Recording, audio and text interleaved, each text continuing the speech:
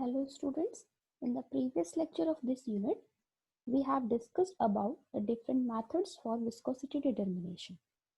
There we have seen that there are two methods for viscosity determination, single point viscometers and multi-point viscometers. In single point viscometer, we have to discuss about capillary viscometer and falling sphere viscometer. In multi-point viscometer, we have to discuss about rotational viscometers.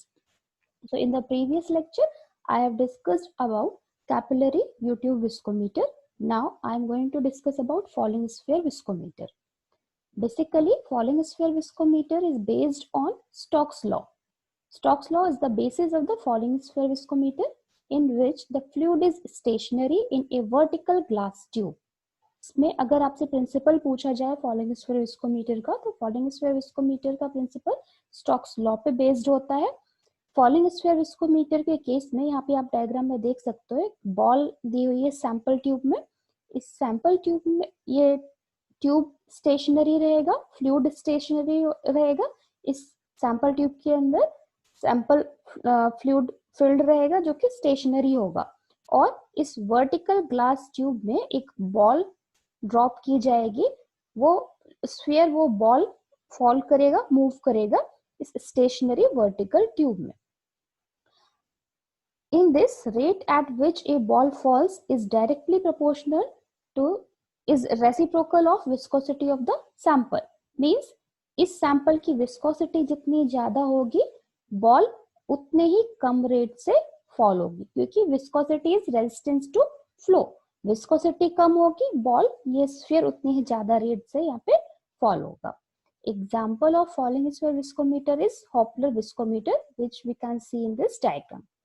A sphere of known size and density is allowed to descend through the liquid. Sample liquid, sample fluid is filled in this vertical glass tube, and a sphere of known size and known density is allowed to descend to fall through the sample liquid. If correctly selected, it reaches terminal velocity, which can be measured by the time it takes to pass 2 marks on the tube.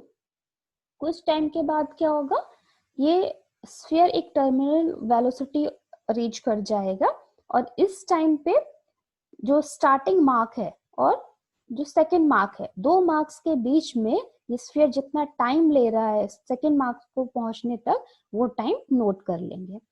Knowing the terminal velocity, the size and density of the sphere and the density of the liquid, Stokes law can be used to calculate the viscosity of the fluid. Stokes law की help से, जैसे मैंने भी आपको बताया था कि falling sphere viscometer is based on Stokes law. तो यहाँ पे हमें इस फ्लूइड की डेंसिटी पता है, स्फीयर की डेंसिटी पता है, स्फीयर का साइज नोन है, और जितना डिस्टेंस ये स्फीयर ट्रेवल कर रहा है इसकी वेलोसिटी भी हमें पता है. इन सारे पैरामीटर्स की हेल्प से हम स्टोक्स लॉ इंप्लीमेंट करके विस्कोसिटी कैलकुलेट कर सकते हैं. Viscosity eta is equal to T S B minus S F B, where T is time interval in seconds for the ball to fall between the 2 points. SB and SF are specific gravities or densities of the ball and fluid respectively at the temperature being used. B is equal to constant for a particular ball and is supplied by the manufacturer. तो B की value हमें पता होगी, density of fluid हमें पता है, known.